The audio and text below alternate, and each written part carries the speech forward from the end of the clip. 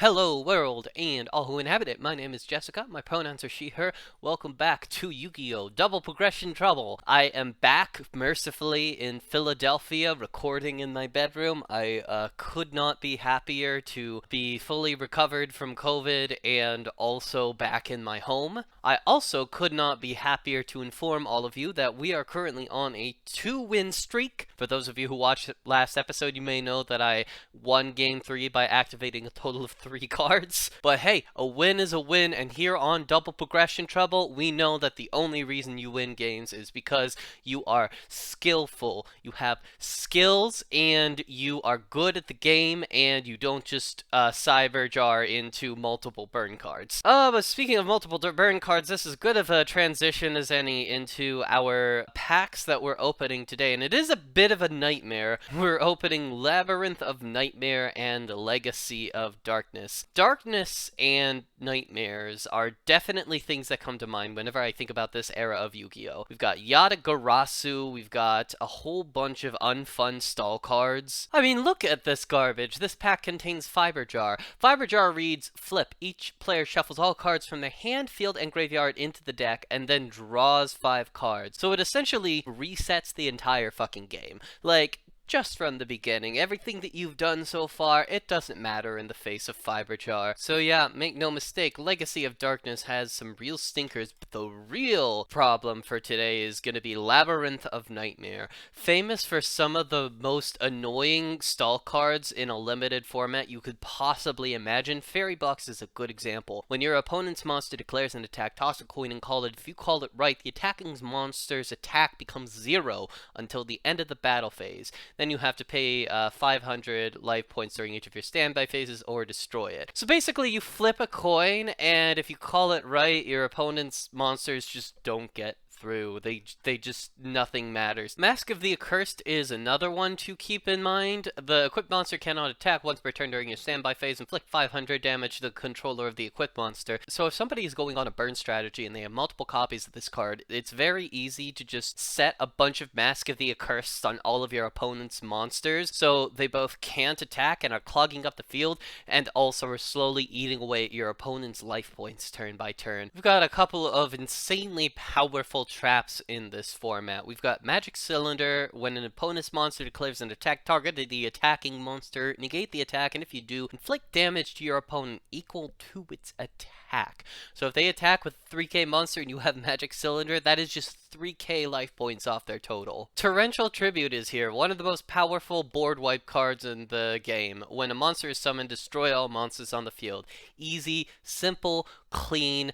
It's going to swing a lot of fucking games. So we've got quite a stable of very powerful cards, many of them stall adjacent, but we've also got a couple of really cool new beaters that we might be able to pull today. Gemini Elf is the first 1900 attack monster to be released in one of these packs. As far as I'm concerned though, the one that we're really gunning for is Zumbira the Dark. It might have some downsides that Gemini Elf doesn't have. It loses 200 attack every time it battles, and also it can't attack your opponent directly, but still, that fucking stat line is wonderful. This stat line means that Zumbira the Dark can destroy 2 Gemini Elves by itself. It also means if we don't want to attack at all, we can just summon this guy out in attack mode and just leave him there to protect us. Needless to say, there's other stuff going on in these packs, but there's not too much more preamble to do. I'd rather just get to opening and see what we get. So without further ado, 48 packs, Legacy of Darkness and Labyrinth of Nightmare. Let's get started. Alright, pack number 1. This is hot garbage. These are all bad cards. We're probably not playing any of these. Tall is such a stupid card. It's annoying, it sucks to play against, it slows games way down, and just makes Yu-Gi-Oh! Unbearable to play when it's in the format. But I'm happy to inform you that after today, Tall's not even gonna be the 5th most bullshit card in the format. Labyrinth of Nightmare is here, and with it comes a whole bunch of unfun stall garbage. The Dark Door is in here, which is an insanely strong floodgate, as well as a bunch of different burn tools, Destiny board for some reason, and some other stall enablers. Stuff like Mask of the Accursed, stuff like Fairy Box especially is really annoying, as well as Vengeful Bog Spirit, and at high rarity there's not a ton here other than Torrential Tribute. So this set is not gonna affect the format much, except making it a whole lot less fun. Now, I am going to do my absolute best not to play stall, but no promises. I cannot let what happened last time happen again. I cannot get told out of a game with nothing to say about it. Let's get into polls.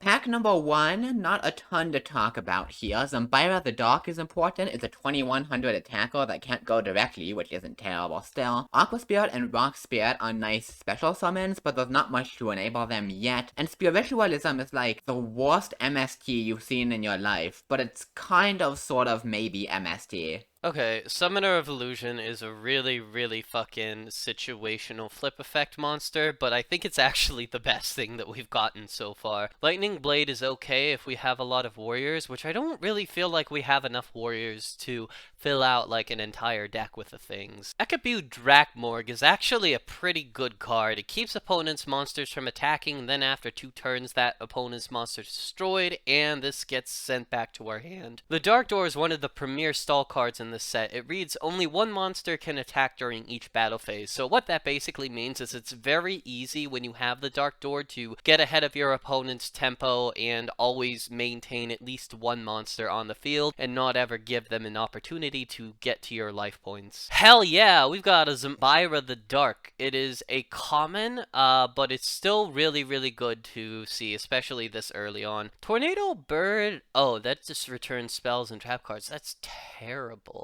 I thought this sent monsters. Mask of Weakness is alright. It's like a slightly worse Rush Recklessly, but it is nice to have some combat tricks on hand and win some battles that way. Mask of Brutality is the best rare that we have pulled so far. Offerings to the Doom is actually pretty okay as well. It's very scary to skip our draw phase, but the utility of it being a quick play probably means that we'll at least consider it. We're at the halfway point. Can we get anything worthwhile here? Really? No. Woohoo! Alright, there we go. That's more the fuck like we want to see. Fucking Torrential Tribute. We have gotten so unbelievably lucky this series with the fucking board wipes. We have Torrential Tribute, Mirror Force, Dark Hole. Sophie banned Heavy Storm, but she can't fucking ban all of these cards. At least not for a couple episodes. Oh, I mean, that's a secret rare, yeah. Secret rare in the 3rd pack, Magic Cylinder. I mean, it's not the best card I could have gotten, but it sure is an annoying one. So, can't complain too much about that. If Jessie is actually attacking and not just playing stall, that could be really good. But nothing else in this pack is any good at all. Getasaurus is potentially interesting later, but right now doesn't do much, and I think we're past the point of caring a ton about 2K defenders, although Humanoid Slime is a funky little fella. Tornado Wall is technically interesting once the Legendary Ocean comes out, but doesn't do much for now. Oh, and there it is! The first Fairy Box of the opening. Absolutely disgusting card in limited, this one. Gonna have to be winning a lot of coin flips if we want to win today, and Dark Door here too for even more stall. Yippee! Second Fairy Box, and Jaugen the Spiritualist is a really funny card to pick up. Last Turn is coming out, I think in a set or two? I don't think it's out already. So having Jaugen is important, because that means if we pick up Last Turn, we can do the funny combo. And oh boy, do I love a funny combo. Yes, there is more Fairy Box. Man, editing to get this all together is going to be really interesting because there are so many packs that I just straight up have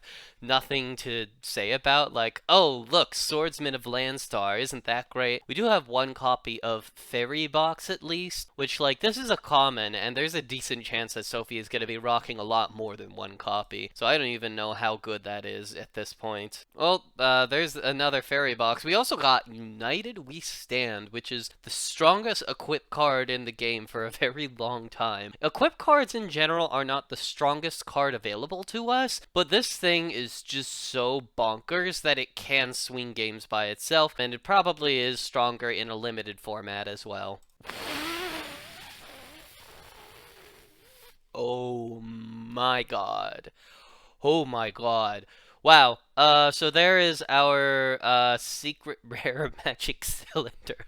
That is a crazy pull. That is a card that can win games by itself. We also have our second copy of Zambira, which is also a really, really good thing. Pack number 23, we've got a the Ghost Destroyer, which is a very nice super rare because it can banish your opponent's monsters from the graveyard. Down the line, if Sophie gets some really powerful chaos monsters, this will be a really good way to rein her in a little bit. I also think that is our third copy of Mask of Brutality.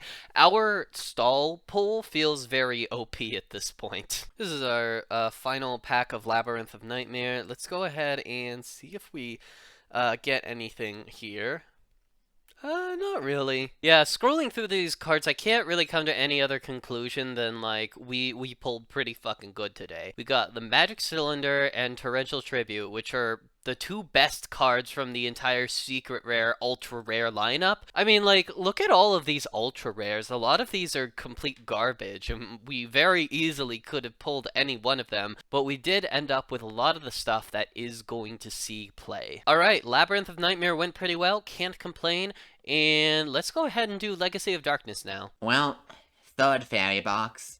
We did it, I guess. Hooray. Akibio Drakmord is not bad removal. And Dream Sprite is terrible, but is one of the, like, 10 different early Yu-Gi-Oh cards where they just randomly decided to draw a naked woman on it, so there's one for you, viewers. Well, that's a funny ultra rare. That is the Masked Beast. So this card is Penis. I don't think we even picked up any Senju of the 10,000 Hands back when that came out, so I don't think I can even play Rituals at all, but it's funny to have, I suppose. That's also the third Dark Door, so Star is pretty online now for what that's worth, and Spiritualism is not bad either. Oh, wow, oh, wow, ooh, ooh. So I was about to talk about how I'm 2/3 of the way through and haven't found anything super interesting, but there's Gemini Elf, the second secret rare of the set. Pretty crazy secret luck the last couple of episodes. 1900 beta with no cost is absolutely fantastic. Again, if we can actually attack, and I'm not gonna complain about it being a big titty elf girl either. I think this is the third offerings to the Doom, which is fantastic. I think this is just an insane removal spell in this format, and third Ventral Bog Spirit as well. This is my third Spirit Message I don't know that I've gotten any Spirit Messages except a million so don't think we're going Destiny board. Sorry about that. Is a good one. Man, I feel like this has been casually a really, really good opening. Haiku is going to be massive in a couple episodes when we hit Invasion of Chaos alongside both secret rares. This has been pretty great. And we are on to the last pack. Can we close out Labyrinth of Nightmare with anything good? Does not look like it, but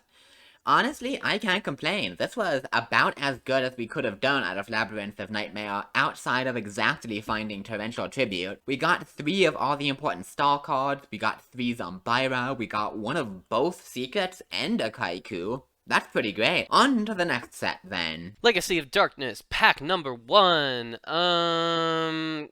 Fencheng Mirror is just an easy way. Oh, oh, oh, oh, oh, oh, oh, oh, oh, oh, my brain skipped over the Royal Oppression at first. Royal Oppression is not the strongest card in the world right now, but it's fucking crazy later on. This is going to be a big one that, like, I can imagine Sophie is just going to ban before we get to, like, Synchro, Xyz, just general extra deck shenanigans era. Royal Oppression just completely shits on everything in Yu-Gi-Oh! That is after, like, DM and, I guess, GX. Dark Bolter the Terrible as the super rare. Dark Bolter the Terrible is a very good card. It lets you negate spell cards. It's pretty strong, but it needs other stuff to be relevant, and therefore may not see play in this limited environment. Asura Priest is a super rare, and I remember it seeing some play. What does this thing do again? Oh, it can attack all monsters your opponent controls once each. So mainly it's like an anti-scapegoat card. I don't know if we're going to main this, except for the exact situation where Sophie does get a couple copies of Scapegoat. It's pretty alright to have, though. What the fuck is Shadow Tamer? First of all, I want her outfit. Flip, target one feet monster your opponent controls. Take control of that target. Wow, this is a terrible rare. Alright, so I actually have to read a couple cards for this opening. Sousa Soldier, I think, is just like a 2000 attack monster with some downsides, right? Yeah, the battle damage this card inflicts on your opponent's life point is half. So it's a 2k normal summon, and it gets bounced back to the end of the turn. I don't think we're really gonna play this, especially since we got a couple Zumbira the Dark. Toss a coin and call it. If you call it right, all your opponent's cards in the graveyard are removed from play immediately. If you call it wrong, send a number of cards equal to the cards in your opponent's graveyard from your deck to your graveyard. That actually seems relatively strong. Obviously situational. Every fucking coin toss card in the universe is situational as hell. Also, a whole lot going on in the artwork. Is he like licking the Green Fiend comedian's shoulder, but also like his sword at the same time? But he's also digging the sword into his like kind of neck resembling thing. But no, yeah, both the heads and tails effect really both seem like they have uses. The heads effect is like, a lot of the time it's really good to make sure your opponent doesn't have anything in their graveyard so they don't have any resources there. And the tails effect is just Foolish Burial. What a weird card. I've literally never heard of it before in my life, and I can definitely imagine why it hasn't seen competitive play. But like, I'm gonna have to keep this one in the back of my mind, especially when we get into the later eras of Yu-Gi-Oh. Like, I don't know, maybe I want to fucking send all my Skull Servants to the graveyard from a deck. Spirit's Invitation. Each time your spirit feel and return to you. Okay, so if we want to play all out just a spirit deck, we can bounce our opponent's monsters at the same time we're bouncing our spirit monsters.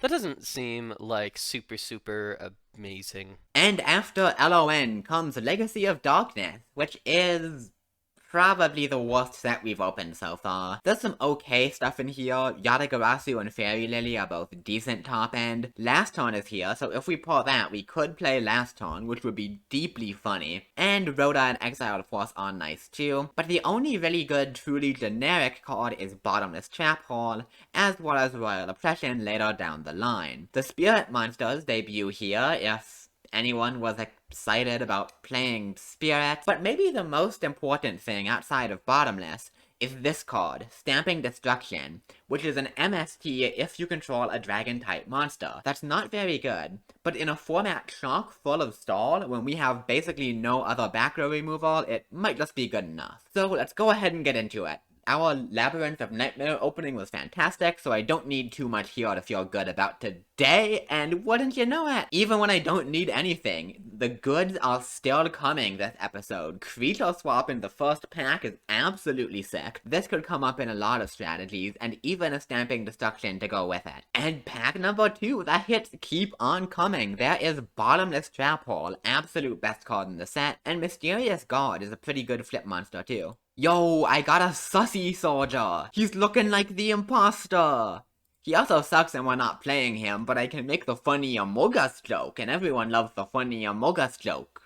Right? Oh, whoa, well, it's a good thing we aren't playing junior format, cause then this would have been some real big bullshit. There's no way I can justify playing Hinokago Tsuchi in normal Yu-Gi-Oh! This card is so terrible. But I might try to make it work, because it is also very funny. Also, Legendary Ocean hit's pretty good too. That opens us up to run back the water strategy, but better, and with Tornado Wall to do some stupid stall stuff. I'm getting a ton of hollows today. Drop off, decent hand control card, but nothing great, but I'm not gonna complain about more shinies. Drop 'em out, let me see them. Alright, I've been humming the Drop 'em out, let me see them titties song to myself these last couple of packs, and I haven't been getting any good results, so I'm wondering if the pack opener is just rebelling against me, and I should stop. Yeah, as soon as I stop singing, we got a pretty good rare. Blast with Chain is really solid. Another means to win battles, and also a really good chain if Sophie does happen to have some back row removal. Okay, we have an ultra rare in the form of Yamada Dragon. Of course, fellow junior journeyers will know that in that format, this card is broken as shit, but in the TCG, I really don't know. Sacrificing 2 monsters for something that bounces itself back to the hand hand at the end of the turn. I cannot imagine a scenario where Yamada Dragon scenes play. Air Knight Parshath is a really fucking good ultra rare. Tribute summon monsters are always a little bit dicey. In episode 1, I lost a game on the back of trying to tribute summon Barrel Dragon. That being said, if you are gonna go for a tribute summon, one of the best options you could possibly pick is something that, like, if it gets an attack in one time, it can replace the monster that you tributed to summon it. Alright, pack 22. No. Pack 23. No. Last pack. Can we get anything else worthwhile here? Boop, boop, boop, boop, boop. And what is the rare? The Dragon's Bead. I'm pretty sure this card is terrible. Let me double check, though. Yeah, that's situational as fuck. There's no way that's gonna come up. The biggest miss here, obviously, is we did not pull a single copy of Bottomless Trap Hole, one of the strongest traps in the game at this point. We got one each of Royal Oppression and Blast the Chain. Would have liked to see a couple more copies of that. We got a million second coin tosses, a million Dragon's Beads, a million Sousa Soldiers. The super rare slot, especially, was just one big wash this time around. We got Dark Bolter the Terrible, we got Asura Priest. Most of the other super rares would have been better. Twin-Headed Behemoth would have been better, Exiled would have been better, Reinforcement would have been great, Spear Dragon would have been pretty solid. No Fiber Jar, no Marauding Captain, no Creature Swap, and of course, no Yada Garasu. This is a mixed bag to be sure, but we've still got a lot of really good stuff to work with in here, and I still feel reasonably confident about my chances today. I'm gonna have to look at it and figure out what I want to do. I will see y'all in deck building. And there it is, the first Royal Oppression. That card is going to do nothing right now, and is gonna be the least fun thing in Yu-Gi-Oh! In a couple years, so look forward to that. Oh my god, what? We're not even halfway through. How many hollows have this been? Dark Ruler Hades is even a good one. We have so many strong tribute monsters between Hades and Double Jinzo. That is absolutely crazy. Gonna have to try to put together some sort of Monarch strategy. So here's a card I forgot to mention. You know how I've been talking about how Stall is gonna be super strong? Here is the Stall win condition, Ominous Fortune Telling. We don't have Wave Motion Cannon yet, but this card is kind of 700 burn every turn, and that's gonna be enough in games this slow, so hoping to see 3 of that, because as much as I don't want to play it, Stall is so good right now. Second drop off, very funny. The hollows just keep coming. We can kind of play hand control, which is fun. Spirit's Invitation is also a decent control card that I haven't really talked about. It lets you return an opponent's monster to hand when a spirit monster returns to your hand, which is decent board control, but it doesn't really advance the game state, so I'm not sure it's good enough. Second coin toss, shout out to Jesse's first junior format deck, absolutely dumpstering the format with Coin Dragon control, playing this card, but this is not junior, so I don't think we're gonna be replicating that success here. Ooh, okay. Second bottomless, that's big. I would love to pick up 3, but finding 2 is about as much as I can ask for. So we're coming up on the last couple of packs here. Haven't found anything of particular note in the last few, although now we have found another Hino Kagutsuchi. And can we close with something good? Give me the last turn. Oh, wow, that is not last turn, but that is a big fucking guy. Just a big honkin' dude. Tyrant Dragon is a hell of a beater to find. Man, all in all, this was a pretty damn good opening. We picked up 2 bottomless, would have loved 3, but 2 is fine, and 7 hollows, a lot of which were playable between stuff like Creature Swap and Hades and maybe even the Tyrant Dragon. How many Stamping Destruction did we get, though? That's kind of important.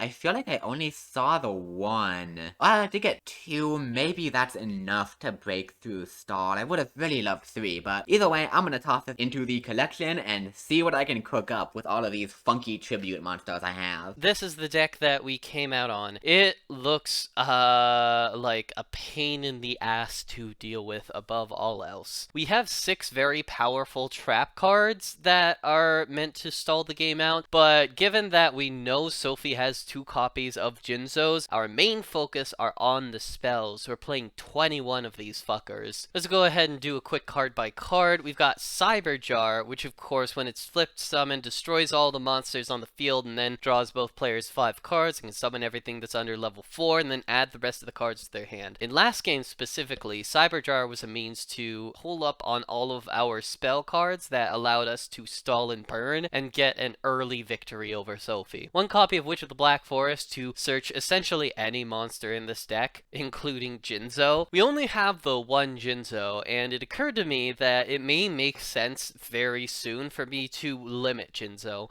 See, Sophie and I decided that whenever we ban a card in the series, that ban can also be 2 limits or 4 semi-limits. And if I were to take a moment at some point soon to limit Jinzo, that would mean I still have 1 and Sophie still has 1, but I'm the bitch with the Witch of the Black Forest, so it's like I have 2 copies. Mask of Darkness making his triumphant return after saving my ass several games in a row. We've got just Giant Soldier of Stone, partially here for vibes, but also because it's just a nice stat line on a monster, especially in a stall-oriented deck. 1 copy of Dark Elf. We can attack with this if we want. We can also just leave it on the field as something for Sophie to deal with. Morphing Jar number 2. Similar to Cyber Jar, but more stupid. Magician of Faith lets us get a spell card from our graveyard and add it to our hand. That's fucking nuts. That's crazy. 2 copies of Tornado Bird. I made fun of this card a little bit during openings, but whenever I was going through my card list, it occurred to me that our spell and trap removal is so fucking lacking at this point. If we find ourselves in specifically a stall burn mirror, then it may be good to get a turn over Sophie in terms of having all of our spells and traps stick to the field. Zombira the Dark, of course, is very, very cool, along with our 3 copies of Dragon Dwelling in a Cave. Same stat line as Giant Soldier of Stone, just like a 2k body. We've got our 1 copy of Dark Hole. We're gonna continue playing this as long as Sophie lets us play it. Speaking of things Sophie is letting us get away with, we've got 2 copies of Cold Wave.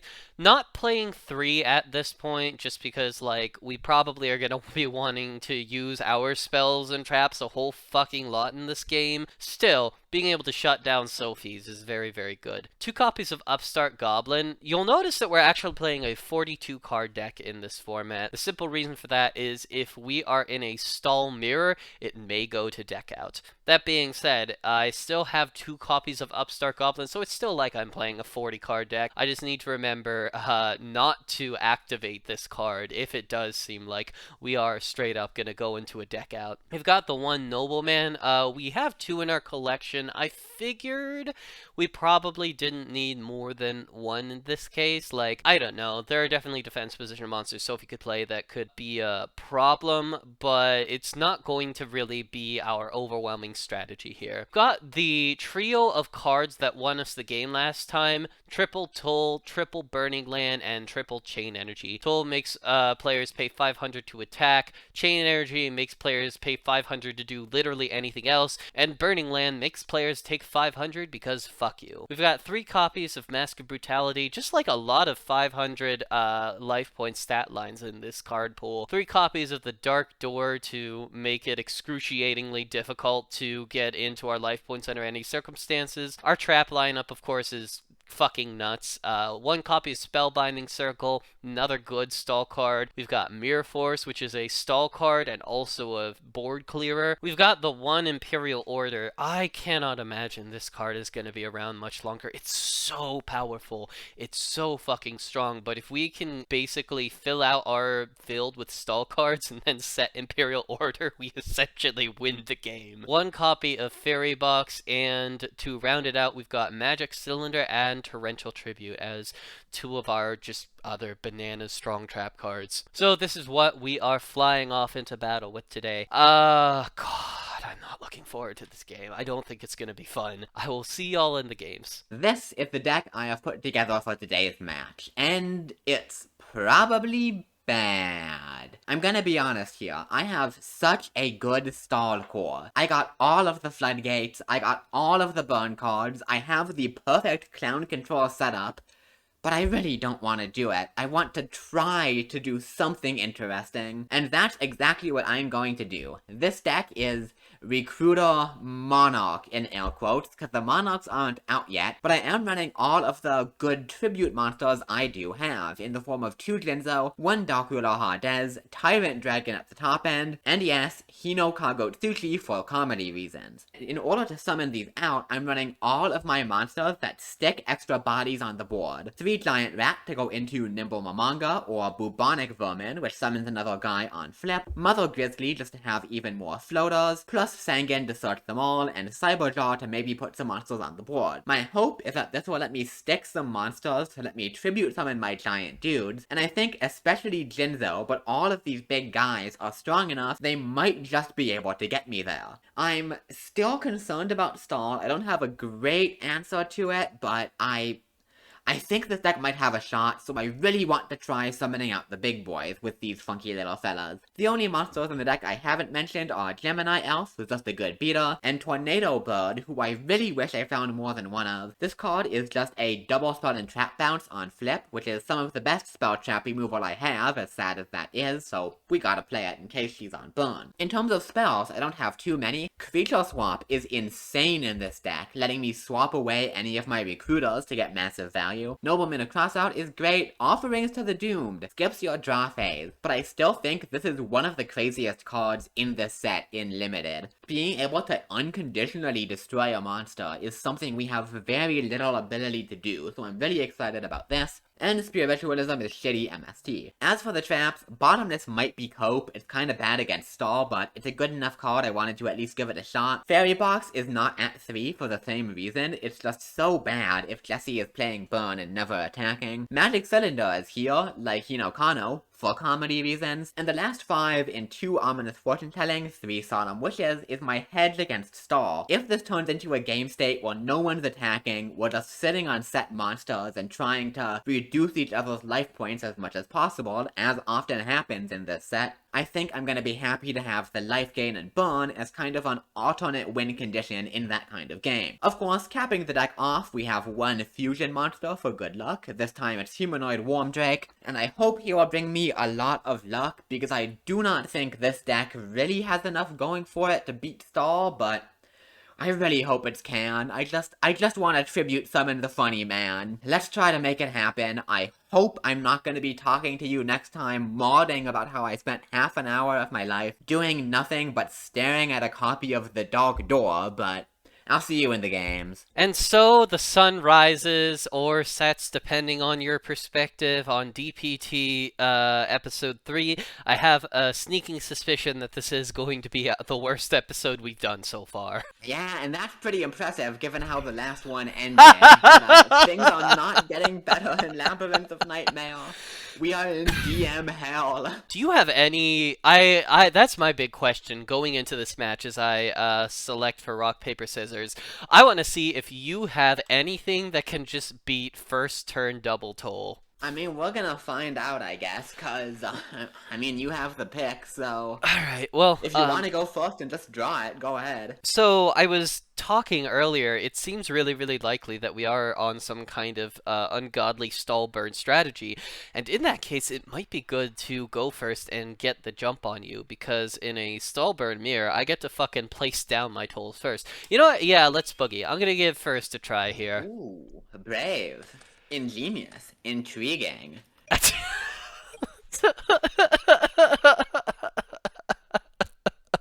No, don't do it to me. Okay. If you play tall, I'm leaving.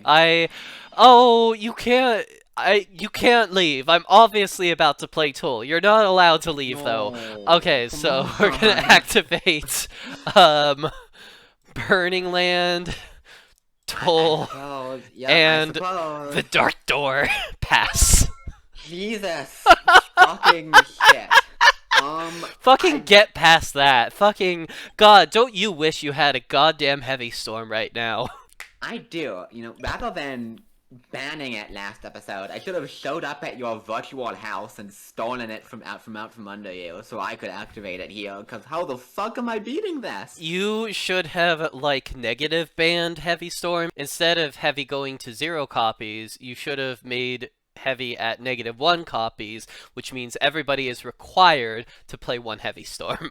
Ooh, that's smart. I didn't think of that. I'm so dumb. I mean, I get. I guess gameplay is not happening today, right? Like, I'm just gonna set a bunch of bullshit and pass. Alright, so I'm going to take 500, activate a second burning land, and pass. Suppose you will. Outdraw, stand by, I'll get fucking yonked and bonked, as they say. This may be a bad idea, but I am going to attempt to play Yu-Gi-Oh! I mean, you're Hold still. on to The your thing butts. is, there's only one toll on the field right now, so it's not as bad. Like, to be clear, I don't think the field I have right now is as oppressive as the one I had game 3 last time, because you're not getting domed for 1,000 Yeah. every time you attack. I am going to tribute my face down Sangan and run out Dark Ruler Hades. Oh, okay. I thought we were gonna see a Jinzo, but nope. God, I Yeah, wish you that's were seeing that's a perfectly Jinzo. fine. Dark Ruler is on the field. Let's go. I'll activate Sangi. Okay. Might get a little bit of a window into your polls right here. Thinking about what I need to get here, I feel like it has to be the tornado bird. Yeah, that seems pretty good versus my board. It does, and now, okay, I'm hoping this back row isn't anything. And by hoping it's not anything, I mean I hope it's not one specific thing. We're gonna try for it. I'll take 500. All right. Sophie, can I ask what that one specific thing you're hoping it is? Let's flip the fucking fairy box. Just Uh. do it to Oh me. no! I thought you were gonna say Mirror Force. It's not Mirror Force, and it's not Fairy Box. Oh. Oh, wow, that's so exciting! Oh my god, am I getting to- Oh, stop!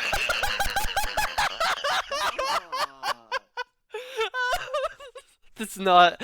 That's not even. Oh, that's. I feel really bad. That. Well, that's a lot of fucking damage, isn't it? Holy shit! Wow, that couldn't have worked any better for me. When I saw you tributing that Sangan, that's why my brain went to Jinzo. I was like, oh no, I'm fucked. Against anything other than Magic Cylinder, I think you were fucked against Hades. He's so good! But Yeah. not when he's burning me for a quarter of my fucking life. I'm gonna set one in down. Oh, and you took the 500 and everything. Okay. I have to take 1,000 myself. I do need to keep that in mind because that may end up being relevant. A hot, sexy 1,000. There is always the opportunity for me to regret all of my life choices later on. But for now, things are going pretty well for me, and I am just going to sit on my ass and sit on my terrible cards. In end phase. Don't worry, listen, I know this is a Starburn format, and I came, just a wee little bit prepared. I'm gonna flip up Solemn Wishes. That's actually kind of sick. Okay. Yeah, solid. And ouchie. I mean, hey, it's only a net loss of 500, so it could be a lot worse. And now I need to think. Cause the thing is, I have a big fucking dude on my field, and I would love to attack you with this big fucking dude. But the question is, if I do that, does taking 500 change the clock? And I think the answer is that it does. Cause right now, if nothing changes, Burning Land is killing either of us in 7 turns. But if I attack, I die a turn sooner. Which means I can't do fucking shit, can I? I am going to set a monster and pass. We go to standby phase. I'm gonna go ahead and take 1,000 from my own burning lands. See, now I have to think about the clock, because there's something else I can do, but I'm not sure it is the right choice. I am just going to set one and pass. Hey, just gonna wall up here. I'm gonna skip some steps and just take 500 rather than doing the whole life point dance. Yeah, that makes sense. We got a tornado bird in my immediate future. This is really weird. Not yet. I think for now I'm just gonna set another guy and pass it back. Hey. What a weird fucking game state. Let me go ahead and make it weirder by dropping another toll. Yeah, I suppose. Don't forget to take your 1,000. Oh yeah, that's important. Well, that's all your back row for, which is kinda good for me, I guess. I like how if nothing else happens at this point, you will be down to 50 life points, but I will indeed lose the game. Yeah. And I'm thinking that means I am not incentivized to do fucking shit right now. So we're gonna just set and pass. Okay. I do have a little something I can do though. Get A ready. little something something. Get ready, Sophie, because I also have the spicy tech. I'm gonna flip over Tornado Bird. We are going to bounce Solemn Wishes, and then, God, if you have another Solemn Wishes in your back row, I might actually be in a huge amount of trouble. So I Yes, I have might. Yes, to, I might. I have to guess this pretty well. I'm gonna go with this one. A big fucking problem. Now I am one turn down on the button, Man's Claw. We really are just playing Tornado Bird Turbo. I'm gonna go ahead and set one card and pass it back to you. Yeah, I suppose you will. I guess I'll take a 4,000. That's not good. No, That's really not good. yeah. I can't attack at all under double toll. I will just die. You have the Tornado Bird. I know. Ugh. I feel nothing but pain and sadness. At least there was some back and forth this game. At least at one point there was a chance that maybe I was gonna lose. Yeah, at least there was a chance. Think the play is to just set one, set two, and pass it back? I mean, I'm technically not dead yet. Like, I'm dead, but I'm not technically dead. Okay. Did you, take 1,000 last time? I do not see, I did not take 1,000. At least at one point there was a chance that maybe I was gonna lose. So we are going to go ahead and equalize that. Trying to cheat on me. Listen, who the fuck can keep their goddamn standby phases in check? Fuck it, let's go for it. Cyberjar. Jesus fucking Christ, what? I don't even know what the fuck this adds to the game state at this point, other than just more chaos. Shit, that is actually a big problem. I forgot about that possibility. How did you forget about... I have never forgotten about Cyberjar at any point in my life. Oh, there's the Mother Grizzly. You never got off your Tornado Bird, but you do have a Sangan. Sangi's not bad, but I don't know if it does enough. So, Cyberjar and then Sangi. Okay, so we've got a dragon dwelling in the cave. These are a lot of good ones, but these are all fucking spells, and I don't know if you've noticed. And you may notice, I picked my funny card. I picked the funny boy. What the fuck are you doing playing Hino Kagusuchi in a fucking funny boy. stall mirror match? What on earth? He's funny.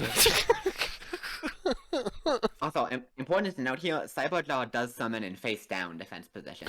Oh, yeah. I guess that won't really matter here, but, okay, well, I literally cannot do anything else. So end phase, I am gonna Solemn Wishes. Ooh. Ooh, that's actually a problem for me, right? Math. Actually, Yeah, I am just going to miss out on losing. I'm gonna be down to 500, and then you're gonna lose the game. Oh, Jesse. I don't think you paid enough attention to the cards I got off Cyberjaw. Wait, I will activate Nobleman of Crossout, targeting your monster. Wait, you can't even attack here. What do I have to fear? I am going to activate Spiritualism to bounce one of your tolls. A chance that maybe I was gonna lose. If that's alright with you, I'm going to tribute you monster. Oh no! Hino What? A chance.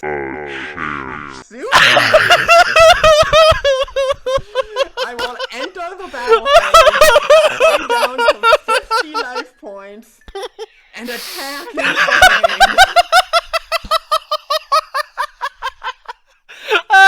You make fun of the boy, you bullied my son, and look at him now.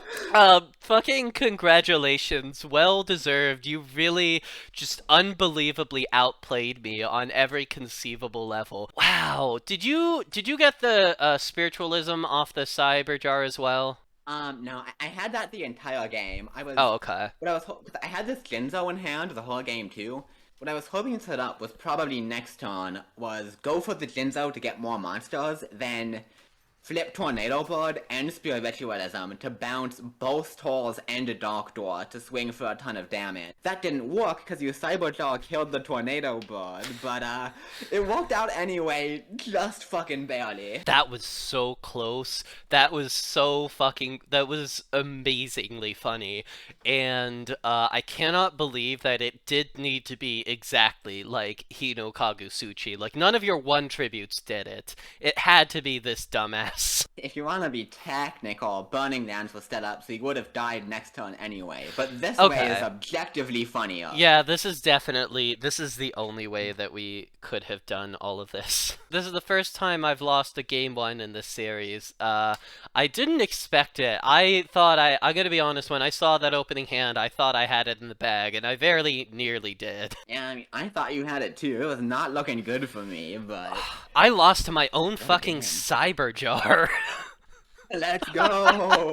I guess we should, before we move on, you get to go ahead and open a whole 4 shiny new packs, and I have to get, like, my consolation prize of just the 2.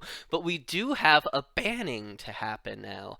Now, we talked about this between episodes, but Sophie and I decided that for the series, one ban can be split into 2 limits, or 4 semi-limits, or if you want to be a fucking gremlin, it can also be 1 limit and 2 semi-limits. So, like, we have a little bit of freedom in how we want to change the card pool here.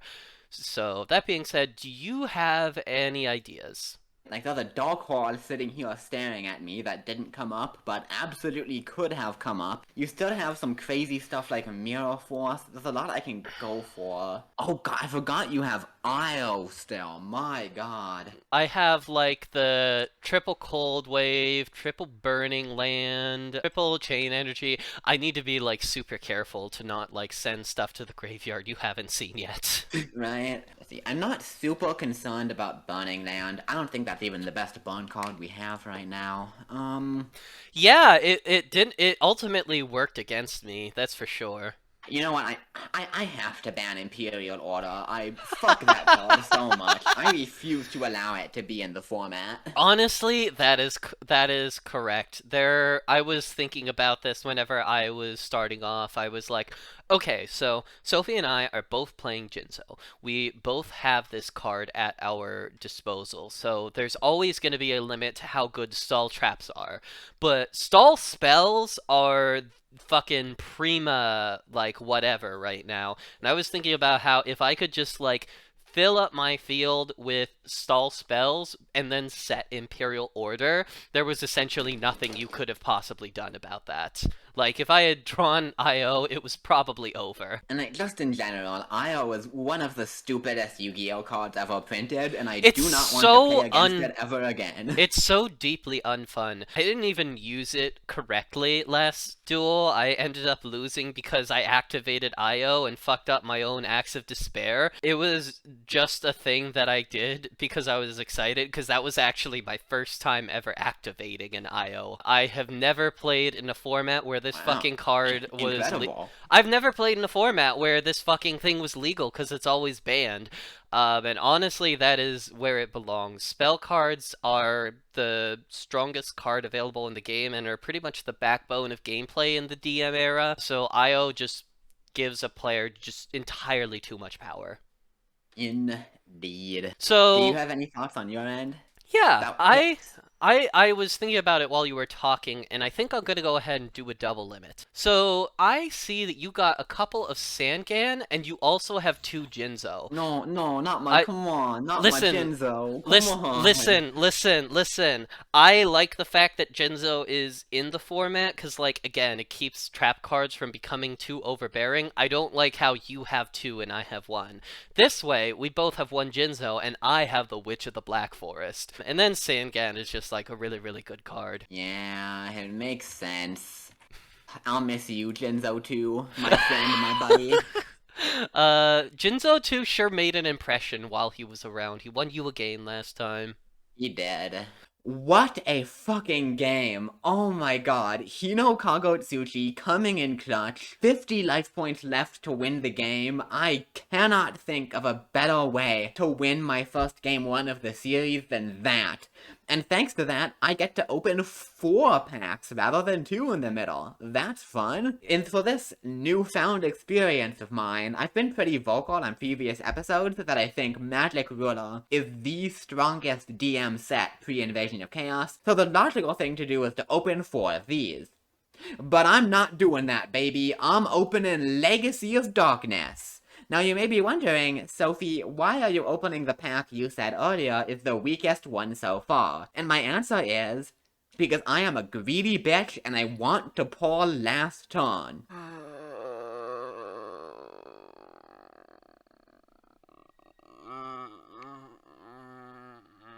Let's get into some packs. Ooh, okay. That's actually a lot better than the card I'm looking for. Twin-Headed Behemoth is fantastic for making tribute fodder, although this Monarch stat is worse now that Jinzo's at 1. Nothing in here. Anything in here? A second Tyrant Dragon is pretty cool, probably a bit greedy. Alright, last pack. Give to me the last turn! Aw, man. Well, I knew it was a long shot. I would have liked to at least pick up another Stamping Destruction. Kind of unfortunate I didn't get that, but the Behemoth is nice. Let me go edit my deck a bit for game 2. I gotta tell y'all, I thought we had that shit in the bag, and it really did come down to the wire, too. That game certainly did not go the way that I anticipated it would. I didn't expect Sophie to clean it up with 50 life points left on the back of a fucking spiritualism. And of course, we have lost IO, which is like, we knew that we were gonna lose the IO, it's fine, and I'm really glad that the IO got banned, and I'm just still sitting pretty with a fucking Mirror Force and a Torrential Tribute that Sophie doesn't even know about yet. Unfortunate game 1, but we still have hope. We still have strategies, and we still have a couple of packs to open to see if we can do a little bit better on game 2. So, it's just going to be 2 Legacy of Darkness here. We did pretty good in the Labyrinth pack, but I feel like there's still a lot to fill out in Legacy of Darkness. So let's see if we can't do that right now. So here's our first one. The A forces. All warrior-type monsters you control gain 200 attack for each warrior or spellcaster-type monster you control. This card is junk. This pack is complete and utter garbage. How about the other one?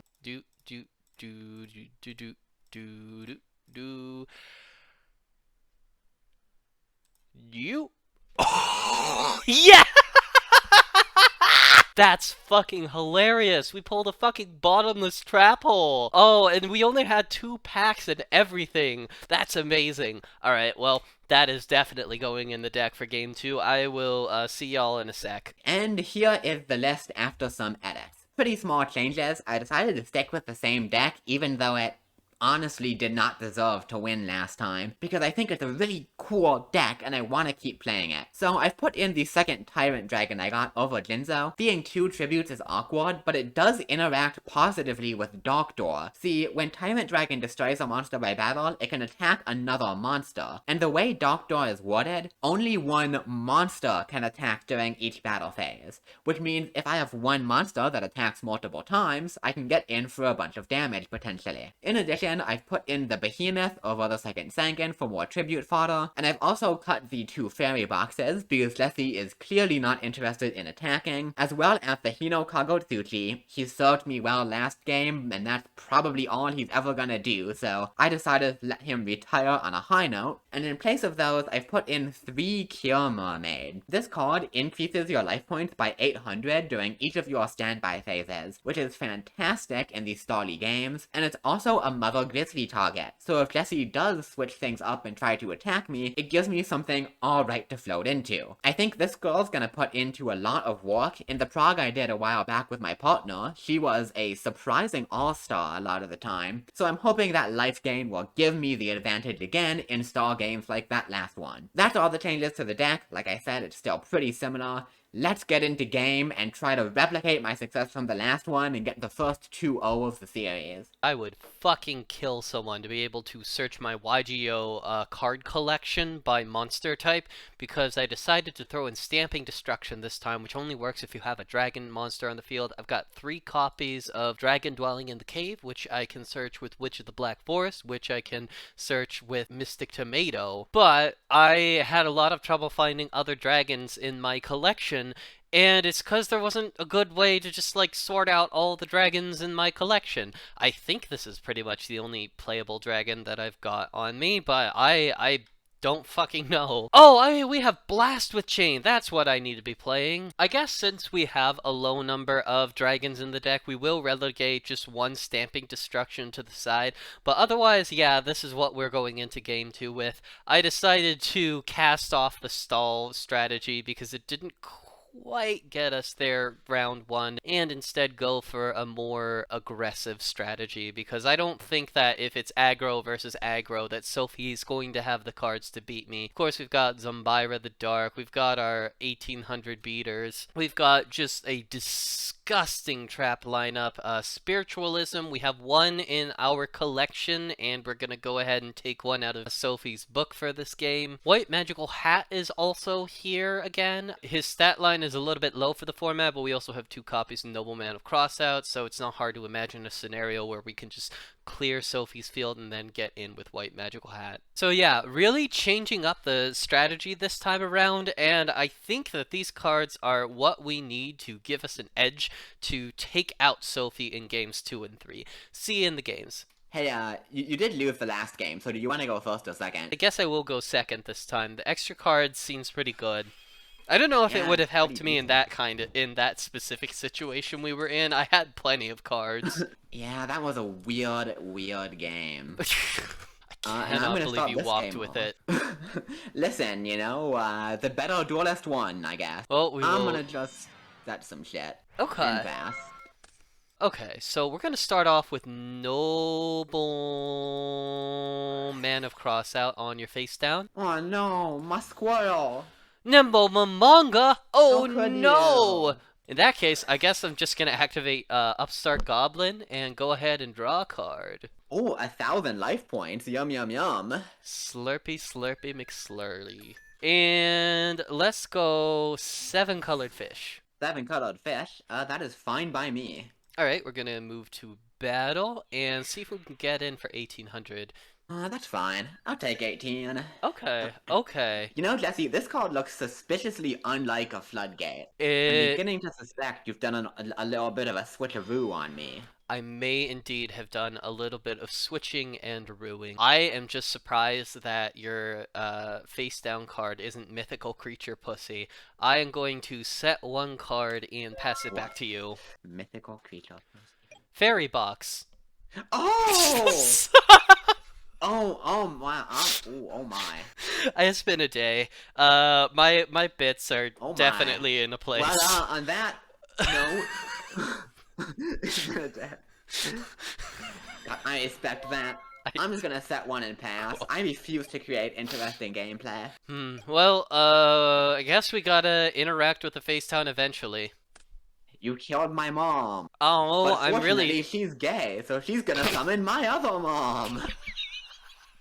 Oh, that's actually really, really sad. It's like you killed the one mom, and now the other mom is here to avenge. Main phase 2, set this monster and pass.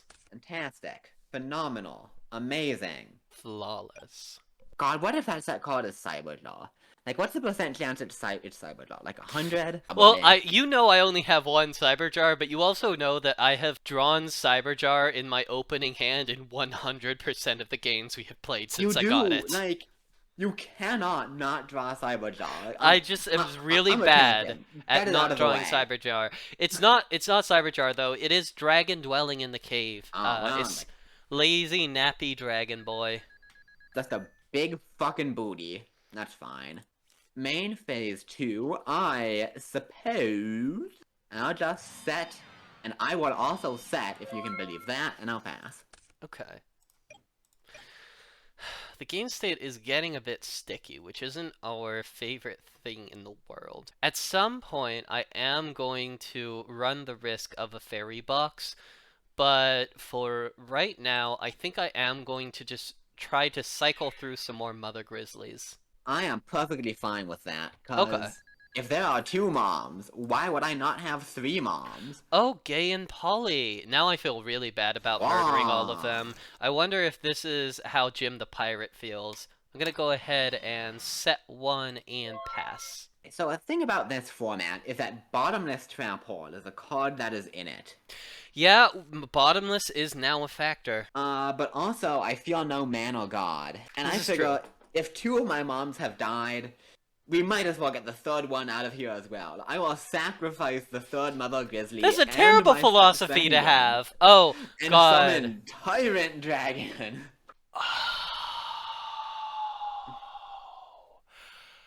Okay. That's super interesting. I thought it was gonna be like one of the dumbass spirit monsters, and I was actually more worried about that, but this is also a problem. He's a big boy.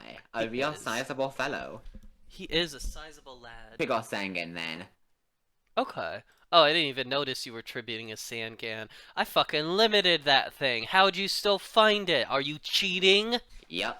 Yep, I specifically hacked into Dueling Book to draw exactly Sangan, the best card in my deck. Okay, good. I would be, as the protagonist of this Yu-Gi-Oh series, I would be very mad if you didn't cheat against me. Oh, this is easily the funniest pick. And I'm always here for the funny. I'm gonna pick up Cyberjaw. Yeah, sure. Why not? Who cares? And let's do some battling, shall we? Are you sure I about that? I'm sure. I'm confident. Okay. I'm gonna send Tyrant Dragon into the dragon dwelling in the cave. I guess we should go ahead and just activate Fairy Box here. I was thinking about waiting for Tyrant Dragon's second attack, but hey, maybe we'll get it off twice. That is why we hit the defense position monster first. Oh, baby. Alright, I am going to call Tails because Dragon Dwelling in the Cave has a big, thick tail. Ooh, that's true. Yeah, Been betrayed. bitch! How could this happen? Alright, want to give it another try? I mean, it's 0 attack until the end of the battle phase.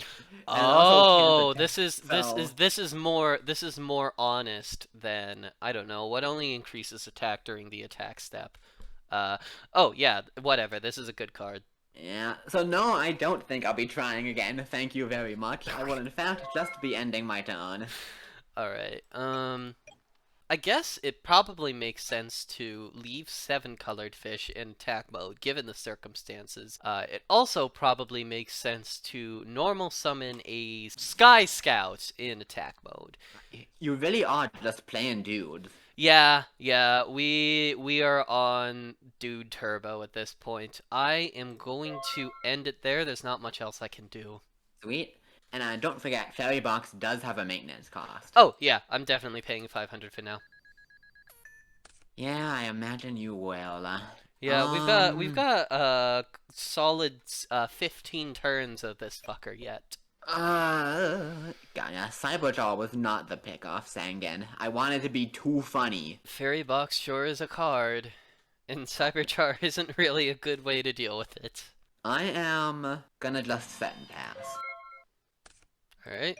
Main 1, battle phase, attack face Yep. down monster. That's fine, it's the rat. Okay.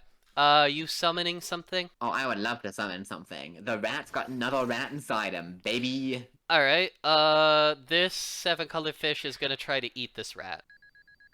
That is also fine. I have a never-ending supply of rats. I have so many rats. It is an ending supply of rats. After your 3rd rat, your supply ends. You don't know that? Maybe I'm playing 6 giant rats. You can't prove anything. Once again, there is no reason for me to do shit. Boop. Boop. And go ahead. Alright, gonna continue to pay life points. I guess we will just like... I know you don't have a Dark Hole or a Mirror Force. That's my collection. So there's no reason to not just keep the screws on you a little bit. I will summon good old Zumbira the Dark. Yeah, I suppose so. I'm gonna bottomless this one. Okay. Oh, that's sad. I Me was too, B. reasonably pleased with this pull from today, but I guess it's not going to come up too much for right now. I'll proceed to battle phase, and let's take out your final rat. Yeah, you are correct. I don't have an endless supply of rat, but the rat does have a squirrel friend I can bring out next, so... Do I even want to attack into this? So right now, I mean, I only have one more in deck. At, I at most one more, because I banished one. yeah, let's take out this Nimble Mamanga. If you still had two in deck, I wouldn't do this, but you only have the one, so you That's know, valid. net gain of 200 for you, and then we can just continue to cycle through these. Like Let's go with the hot, spicy 200. worst case scenario, I guess I can like push you towards decking out. The Sealed Yu-Gi-Oh! Classic. What if I just deck them? God, Fairy Box is a bitch of a card. Just a real stinky little bastard. Yeah, yeah. This fairy has got to clean her body. The stuff I can do and I kind of want to do, but all of it is just too greedy to commit to under Fairy Box, so I guess I'm gonna just set one and pass. Okay, we will continue to pay for fairy box at this point. Set a monster, proceed to battle phase, and let's go ahead and poke into that. Is this the Mamanga? I don't have any memory whatsoever. No, this is the Mamanga. Okay, cool. Then let's take out the Mamanga. Yum yum life points. Alright, and then what's this one? That's fine. It is my twin-headed behemoth. Okay. That's kind of neat. It doesn't do a whole lot here, but I'm happy He's coming for right you. back. Yeah. He ain't staying dead. End phase. Time to get the life point train going again. Yum yum. That sounds fantastic. Solemn Witches is actually a pretty good card in this format. I might have to ban it. Oh, please do. That would be fantastic. Thank you. Alright, I forgot, end phase. Twin-headed behemoth does come back. Yeah, that's chill. And he's just a little guy now. Just a funky little fellow. He's a funky little fellow who I will be taking out momentarily. No, you're not. Yeah, obviously I am. No. Yes. Set one pass. God, I am just, yeah, 500 for a fairy box. Just not really drawing the kind of thing I'm looking for. Okay, let's flip summon Witch of the Black Forest, just for the fun Ooh, of it. okay. Proceed the battle, and we'll walk over Twin-Headed. Well, you weren't lying. He really do be going to the graveyard. Yeah, and for good this time, because Twin-Headed Behemoth is the first you can only use this effect once per duel card ever printed, right? Indeed. I'll get my 500, and during my draw phase, I will flip up Ominous Fortune Telling.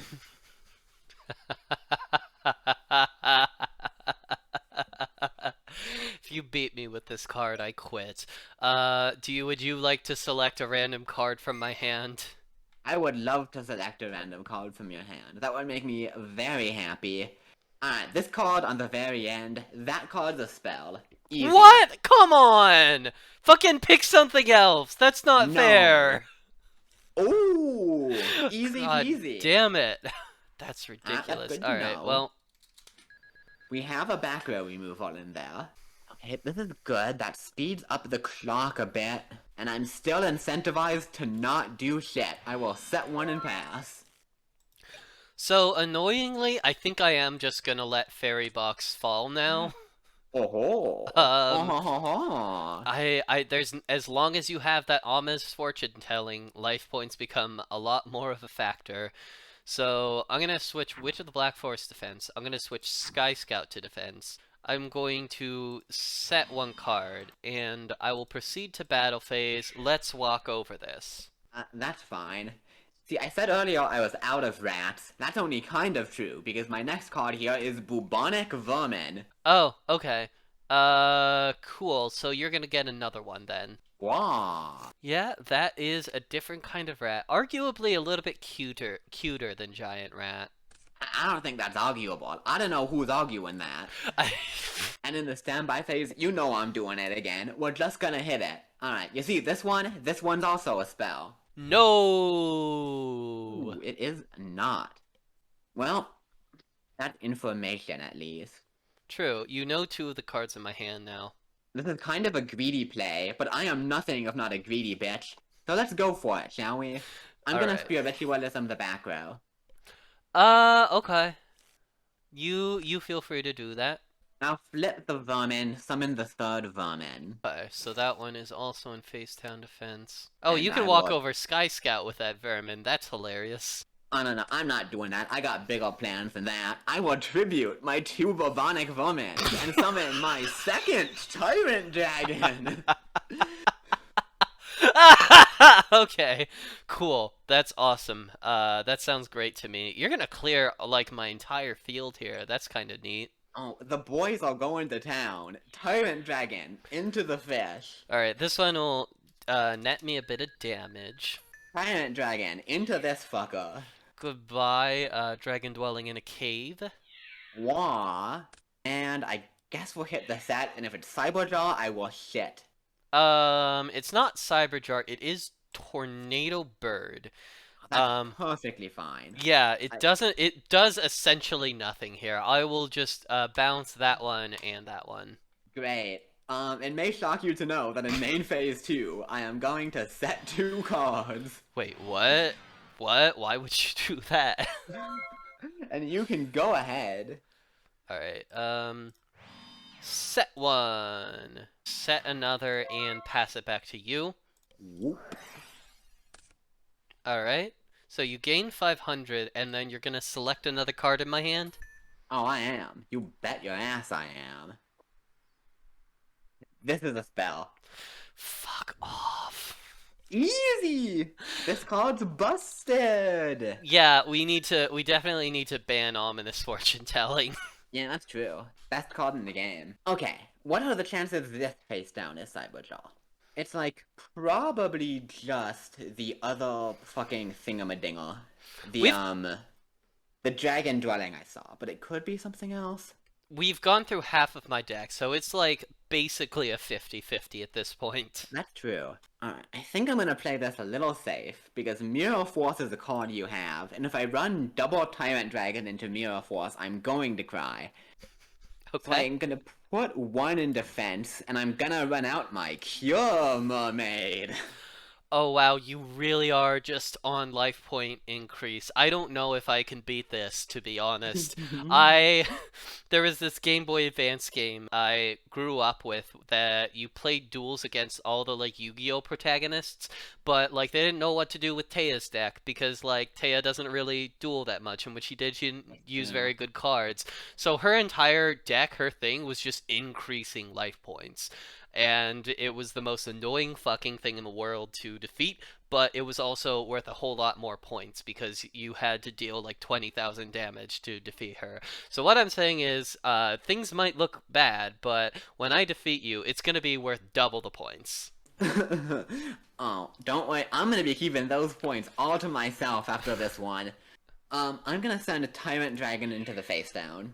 You attacked into my Mystic Tomato. The problem is, Yeah, don't... give me an attack target for Tyrant, please. I don't even know if I have a special summon target. That Mystic Tomato is in here for Witch of the Black Forest. Oh. This is not mandatory, right? It is not. Okay. Then yeah, I really cannot afford to summon anything else because all my darks are flip effects. Valid. Okay, so here's the problem here, right? Is that attacking this witch is obviously good, because then I get to push damage. But attacking this witch also searches you Cyberjaw. Yeah, that is the problem. You also can't push damage. The Cure Mermaid does. Oh, you can attack again with Tyrant Dragon. Yeah, okay. I'm doing it. Okay, sounds good. I'm not a fucking coward. Cool. So that is Witch of the Black Forest. I'm taking a quick look to see if I have anything cheeky that I want to do with this. No, yeah, we're just getting the Cyberjar. Figured. I'll try to sink in the 15 here. You got it. Hey, that's not bad. Main phase 2, I'll throw down another back row, and it's back to you. Okay, so annoyingly, we have to start by hitting that ominous fortune telling with spiritualism. Extremely funny. Comedy. Yes, and then I am going to set something. It could be absolutely anything in the world. It really If could be. you found your nobleman of crossout, I'm pretty much just completely fucked. I mean, I'm just gonna draw it, right? Like, alright, so if I'm drawing standby here, I'm gonna gain 1,300 life points. Big Awesome. numbers, big numbers. I'll go to main and I guess we might as well get this over with, right? Go, Tyrant Dragon. Attack this unknown monster. Yup. Who could have predicted this? Certainly not I. Alright, so. Okay, so you've got. Ooh, Offerings to the Doom is a pretty good one. Another Solemn Wishes and a Spiritualism. But overall, not too many monsters to summon. That Jinzo does make me nervous, though. So I guess we'll go Yeah. ahead and play Dark Elf in attack mode, and then I've also got a Spellbinding Circle, a Cold Wave, a Magic Cylinder, and a Stamping Destruction, which, like, a lot of powerful traps, but you did just fucking pull a Jinzo. Oh, I'm putting that on top of my deck to be drawing that. Oops. Yeah, what are you doing? The thing about me is that I'm extremely dumb. I'm actually a big, stupid idiot. Okay, I can live with that. I am assuming that you're probably going to be attributing that Cure Mermaid for a Jinzo. Oh, I'm doing nothing of the sort. In battle phase, I will offerings to the doomed targeting Dark Elf. Wait, wait. Oh no, do I just lose here? I mean, if you don't have back row, 15 equals 15, my I friend. have Mirror Force. Alright, that's fair. That makes sense. Main phase 2 here. I think I'm gonna just go ahead and set 2. And I'm actually just gonna pass the turn. Alright, so we're going to start off with Cold Wave. Cool. I will chain ominous fortune telling. Any Uh, response? no response. Cool. I will chain ominous fortune telling. Go ahead. Wow. Fascinating. Okay. Alright. In that case, I will just normal summon my Sky Scout, and I will proceed to battle phase, attack directly. And you will attack yourself right into the first. Oh no! Wait! You didn't hear anything. Cold wave is up. I'll take 18. Yeah, I have what nothing is face that? down. What is that I'm going to be attacking into? Do you wanna Nothing. run that by me again? Do Don't you worry about it. anything you would like to report to me? Don't Uh, worry about it. I am going to set one. If you guess both of these ominous fortune tellings. Oh, I don't gain 500 this turn because I don't draw a card. Oh Oh yeah, no. that's true. That's pretty funny. Alright. Alright. Let's go for it. Okay, so this card. What do I know you have? So you probably set the spellbinding circle. Oh, you got magics. You got 2 traps and only set 1. I'm gonna say spell for this one still. It's a trap! Left that in my In hand, hand. fucker. I'll just try again. I'm sticking to my gun, so this one is for sure a spell. Nope. Tornado, son of a bitch. Alright. That I is more what suppose we like to that's see. fine. Fine, I'll just set and pass. Okay.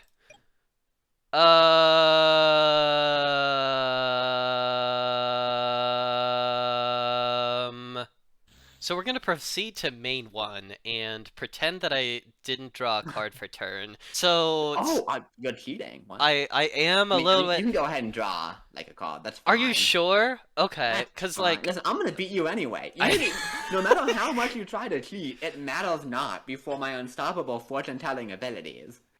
we're gonna tribute Sky Scout for Jinzo. Yeah, that's fine.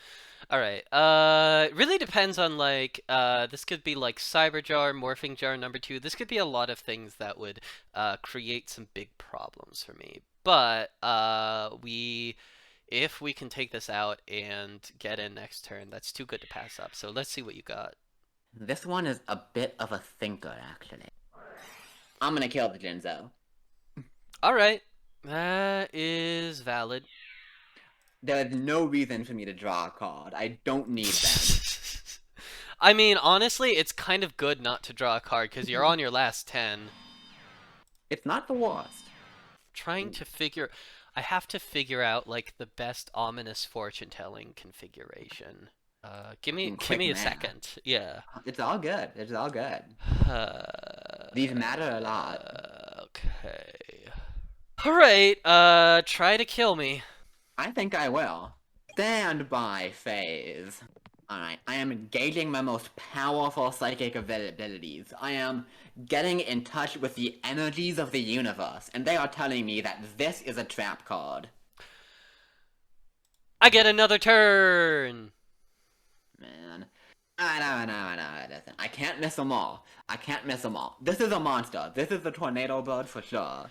It's not the tornado bird, but it is a monster. We are down to the wire. Main phase 1. You are down to the wire, and if you don't have anything here, you are past the wire. I'll tribute Cyberjaw. I will not flip him. I will tribute Cyberjaw to summon my Jinzo. Summon is fine. Battle phase. On Game? attack declaration, I will admit defeat. Ah! Oh, we got that. Let's go. Oh, Let's that go. is First so to the, unfortunate. yes.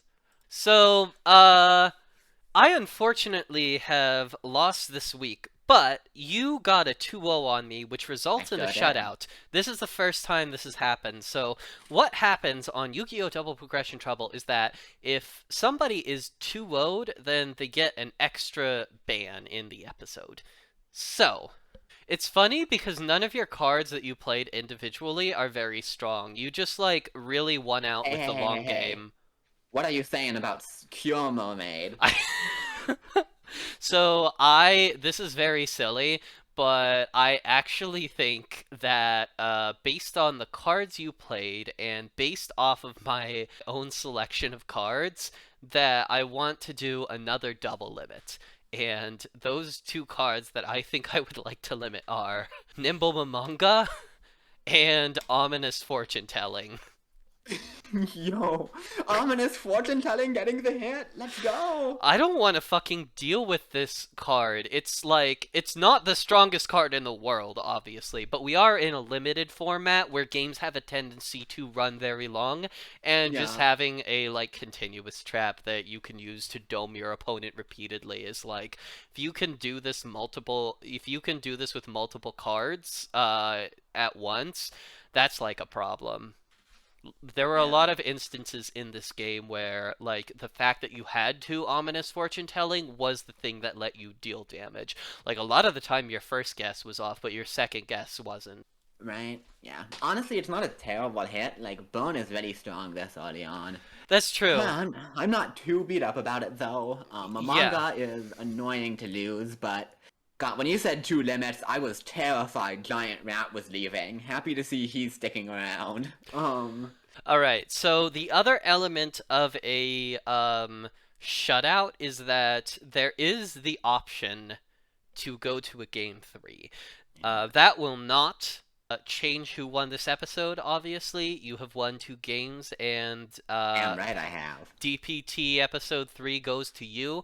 But as the loser of the episode, I now have the option where I can challenge you to a game 3, and you have to accept if I challenge because I'm the loser. On one hand, this can be a good way for me to recoup some of the pack advantage that I'm losing here, because, like, you get to open another 2 pack of cards now, in addition to the 4 that you won at the beginning of the episode. So I'm down at this point, so 2 packs would be pretty good for me.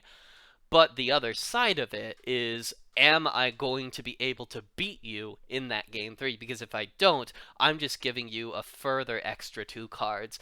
That being said, Nice. it does sound nice. That being said, I can see some areas in my deck that I feel I can do a little bit better, and I do feel relatively confident in my ability to take a game 3 if we do it. So I think I am going to go for it. I'm going to challenge you to a game 3, Sophie. Alright.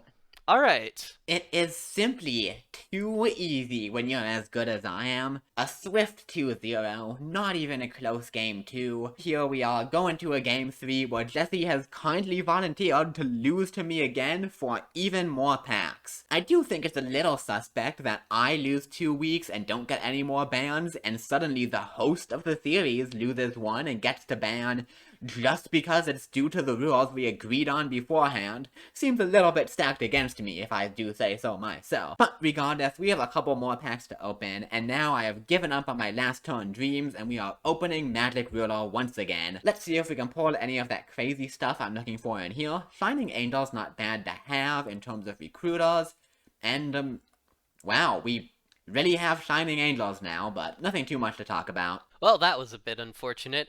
I guess you can't just be perfectly, amazingly good at Yu-Gi-Oh! 100% of the time. Having this level of skill is obviously a huge burden that I have to deal with, and I thank all of you for your kindness and patience as I learn to deal with that.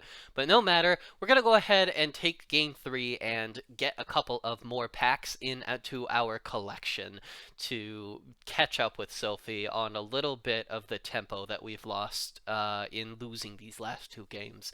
I think the way to do that is, number one, by playing Offerings to the Doomed, which is very strong in this format, and we were definitely missing last time.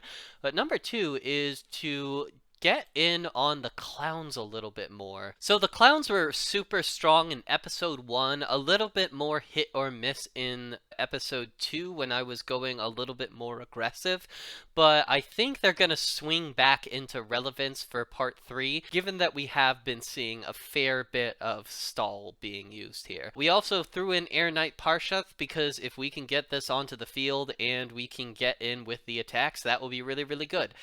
See y'all in the games. And finally, for the last game, here is my deck. Looking pretty similar to the last two. If it ain't broke, don't fix it. But now that I've won the episode and we're just playing for a few packs and a bit of glory, I figured I can get a bit spicy with it. I've taken out my extra copies of the limited cards, which unfortunately does make my giant rat package quite a bit worse without Momongas as targets, but I still want to play the same basic strat of recruiters to go into big tribute guys. So I am on the 3 rats with now a Dream Clown as the target, which is probably bad, but I can summon Dream Clown off a rat after Jesse is out of attacks and get a pop next turn, which is pretty cool. And I'm pairing those up with Shining Angel over the Mother Grizzly, cause those packs gave me my 3rd copy of it, plus 1 white magical hat as the float target. This is really greedy and probably bad, but I'm not 100% sure Jesse's gonna be on burn this game, so I don't want to index into too much life gain. By the same token, I've cut Solemn Wishes down to 2 and put Fairy Box back in. Wishes is incredible in burn matchups, but if she's on beatdown again, it's quite low impact,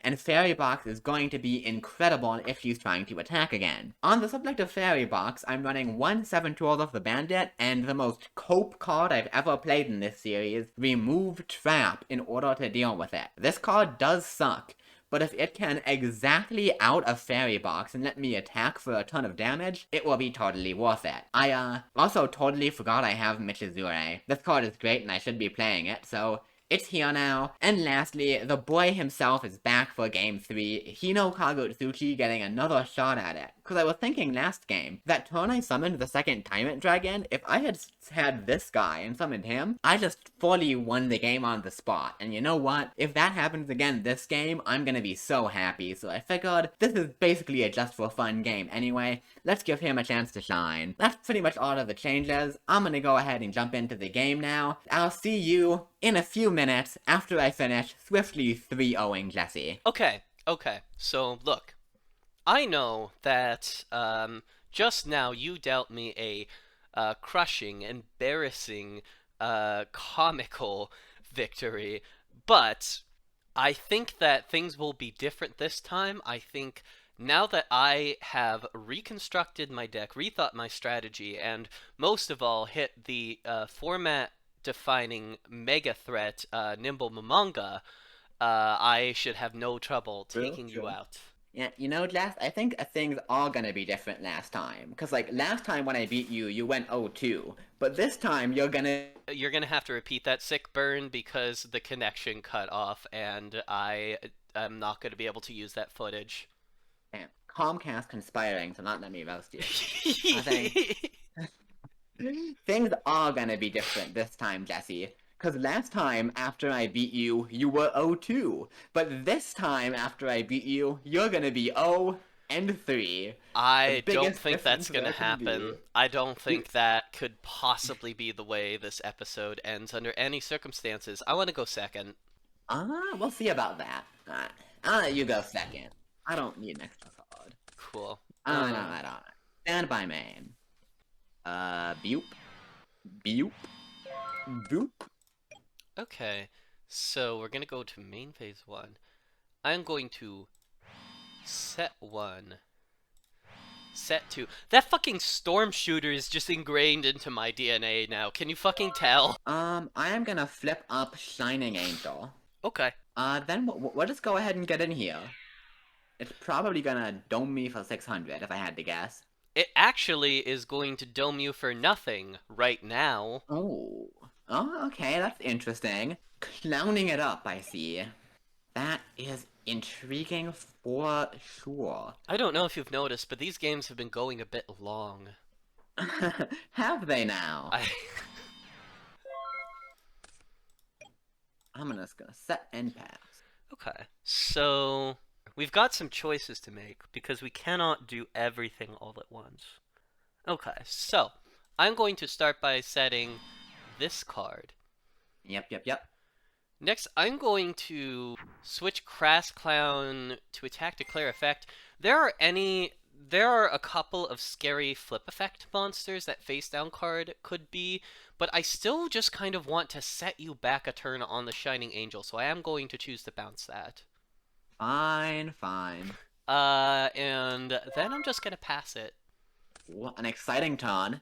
Exhilarating, even. It may shock you to know that my play is gonna be to normal summon Shining Angel. Okay. Let's go ahead and get in.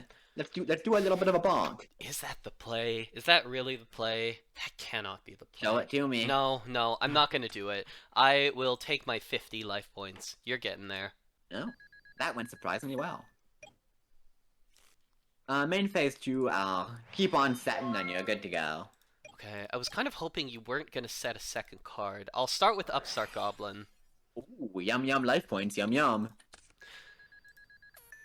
Alright, so here's what it looks like. Step 1, flip up Dragon Dwelling in a Cave. There he is. There's the guy. Step 2, activate Stamping Destruction. Yeah, there it is. I was hoping that you would only have one set card by this point. This is MSD. Yeah, this was the thing I was thinking about last turn. I'll go for the newest one. The newest one's always the scariest. Yeah, that's not a bad one. It is Fairy Box. Okay. Now, I saw a bottomless trap hole in your graveyard in game 2, so, this is a little bit suspect, but I think it is just a bit too good not to try. I'm gonna tribute Dragon Dwelling in the Cave for one of my most beautiful pulls, Air Knight Parsheth. Do you want the good news or the bad news first? I'm a bad news bitch. Hit me with that first. Great. So the bad news is it is bottomless trap hole. The good news is you're a prophet. So you got that going for you. See, this is why I wanted the bad news first, because the good news didn't help at all. So, I'll go ahead and set a second card and pass it back to you. Back row's scary. I don't like trap cards. I'm gonna take things slow. I'm gonna just hit with the dude, the guy, the man. I'll take it. Shining Angel doesn't scare me too much just yet. Sounds good. Then main phase 2, I'll set another friend here, and you're good to go. Main 1, we're just going to set 1 and pass. Alright. Well, first thing first, Tornado Bird. Talk about the spicy tech. I'm assuming you're bouncing both of my spell traps? Tornado Bird is not optional and is not up to 2, so I literally have no choice. This is a side note, but I just noticed, looking at Tornado Bird's art while you were talking, does this thing have a bunch of extra eyes lining its wings? Oh my god, it does. I also just noticed this for the first time. This is really interesting artwork, actually, because the color scheme is so gorgeous to me. Like you have these just wonderful feathers that are like these deep sea like soothing purples and whites and pinks, and it's all like so gorgeous. And then it's like this majestic bird, but then it has these fucking Eldritchian horrifying eyeballs on the side of it. Why are they there? It's also, for some reason, like, the only card before the year 2012 Konami decided to draw a background on. For some reason, this is the guy who deserved it? The fucking eyebird? Horrifying stuff. I do not want to look at Tornado Bird anymore, so I think I'm Please gonna play get another rid of it. card. First things first, I'm gonna flip summon. Once Dueling Book lets me, I'm going to flip summon Bubonic Vermin. Someday. Okay. Yep, it'll happen. Is- Oh, there he is! There is the boy. And I'm gonna summon Bubonic Vermin. And then, I will tribute the vermin and the stupid fucking bird and heal Tyrant Dragon. I really appreciate that reference. Tyrant Dragon. I don't have any hand traps. Tyrant Dragon is fine. And once again, I find myself asking the question, is this set Monster Cyberjaw? I mean, I can't play around it, so I guess the players will just hope it isn't. I'll be a bit greedy here. I'll try to get in with the angel. It didn't matter either way. It's a different jar. Morphing jar number fucking 2. Son of a bitch. Fine. What a weird, dumbass little card. So now you have to mill until you get 3 monsters. This kind of supports the, like, background desire to deck you out. I suppose. Oh no! I what will I do now? I won't lose to that card again, motherfucker! No. Yup. Oh, that's a pretty good one. Yup. That's also a pretty good one. Yup. That's less good now that you have 2 of them. Yeah. But, that's a pretty good lineup. I still feel good about getting rid of Tyrant Dragon. And sadly, Morphing Jar number 2 must summon the monsters face down, so I can't get in for a bunch of damage here, but at least Yep. I still get to have guys. Yeah, it's a weird little card. A real funky, quirky little dude. I don't actually think I need to think about this. I just need to remember which one of these is White Magical Hats. It is this one. Okay, cool. Yeah, because I have a nobleman, and, like, I'm always firing it off here. I just need to decide if, like, the White Magical I'm gonna be honest with you, the White Magical Hat kind of scares me. I'm gonna deal with it now. White? Oh man. Farewell, white boy. Okay, I'm gonna normal summon Zombira the Dark. Yeah, that's fine. He beefy, he big, he large. We'll go ahead and attack into Giant Rat. Fuck you gonna summon with it, Nimble Mamonga? Whoa. It could have been anything. Zombira goes to 1900. I don't need Nimble Manga anymore. I got a new friend. I got a new rat pal. And, is a fucking clown. Oh my fucking god, I should have fucking hit Giant Rat. I'm going to set 2 and pass. And end phase, Solemn Wishes. Okay. Draw phase, Spellbinding Circle, target Dream Clown. I could have done this a couple games ago, but didn't. But I'm going to do the smart play now. Well, that is certainly annoying. That is certainly annoying. Yep, can't use your monster's effect now. That is PP and also poo-poo. This is a really strange situation I find myself in. I'm gonna just pass. Okay. Stand by main. I mean, like, Zombira goes to 1700, but it's still stronger than any monster that I know you have, so this still feels worth it. It's also stronger than anything you can summon with Rat. It is indeed still beefy by comparison. We are gonna just go for rat number 3. Oh, hello, Rat number 3. In main phase 2, I'm gonna go ahead and set 1 monster and pass it back to you. Draw. I'll gain 500 again. I think I'm gonna just put this guy to defense, set another monster, and I'll just pass the turn. Okay, and now we are running into the unfortunate downside of Zombira the Dark. I would give anything for another monster right now. No monsters for you. Well, I don't feel super incentivized to do anything super intense right now, so I will pass it. Cool, cool, cool. We chillin', we vibin'. You're up to 10k life points now. Yum, yum, yum, yum. Yummy life points. Oop. Gaming. I need my fucking cyber jar. Bloop. Alright. Let us see. That's a Yu-Gi-Oh card. We're just gonna set one and pass, I guess? Cool, cool, cool. Goodbye. Well. Okay, that's not a bad one. That's actually a very, very good one. Ooh. I will nobleman the set. Come on! This is my whole strategy! Oh, no cyber jar for Yes, me. let's go! Ugh! God No damn it. cyber doll for you. And it does get even worse. I will offerings to the doomed Zambira. Okay, that's definitely a card. I'll put the rat in attack position and I'll flip up Sangi. Okay. And then let's run into Mirror Force. Sanganin. We're not gonna run into Mirror Force, but you're gonna be flipping some coins. Well, such is the way of life. Give it to me. You're never hitting it. Alright, alright. So this is for Sangan first, and because Sangan is nothing but a head, I'm going to call heads. Ooh, I like it, I like it. Yes! Good start, good start. We never get two in a row. Never happens. Easy. Look at Giant Rat's fucking tail. We're calling tails. Fucking stop that. Stop doing that to my friend. It's just skill. We talked about this. I guess it is. Go ahead. Oh, and you don't get a draw next turn. I do not. Okay.